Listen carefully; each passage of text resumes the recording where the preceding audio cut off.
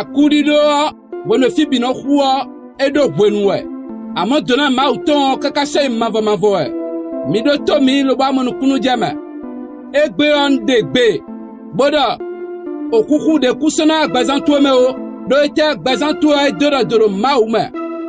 wonu mela biro kuku mu adon labi vem labi do sisien we mau moda wonu ndebe yi lo ba mina wa droje da ko do gbazanto me kwa ba do ra santa de wonu mi me o kwa ba da kunu zangla me fifo si de hiho wonu ni ha ma ho ma do 1 roi 17 verset 7 e murando e li do fine kaka to wa hu do jiselo jijare to me a e o bere pon kuku santu ya de ubigbanyanya le koblo ye ko planifier le botuno bondo to na hu azo anoa e na hu poto be na hu projet to le bina bleu minde bezanzandi le blame bini klibo de Jesus sin commun do maudo ko hawe mini hoda do ko mau ma vanvano we wedu ganu wenu lobo du ganu game chite do toguntowu do Jesus Christ sin commun do Jesus sin wenu ado ko sivote mo ado atie lobo do honhon lobo reon ala dio wenu lobo na bla nu le bina la nyonu toguntoe me nu biko gle na wa hena dio ba nu bina va nyoni ni mo nu toguntoe Jesus sin commun ami mau kama va tuer ni jalo victoire sin bezame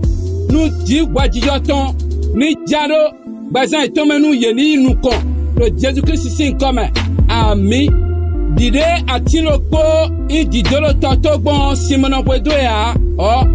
o victoire sin bazan sinan bwedo ya ndebu na bwedo ya nkoda nu medecina di le bela me kuna di kono ndebu na bwedo no eba de biwe na mo de Jesus Christ sin commun dide ko to da gbon ndebu na bwedo victoire zanzan e kana bwedo egwe me na bwedo egbada do fibi na te sien do gbe me o gwa dokuno inwe wa maude semi de dokuno inwe ndebu na bwedo ya mere ndo ami nu ya debu ye do kwanta nu kon ito do gbe me le do ko kuna inu kon o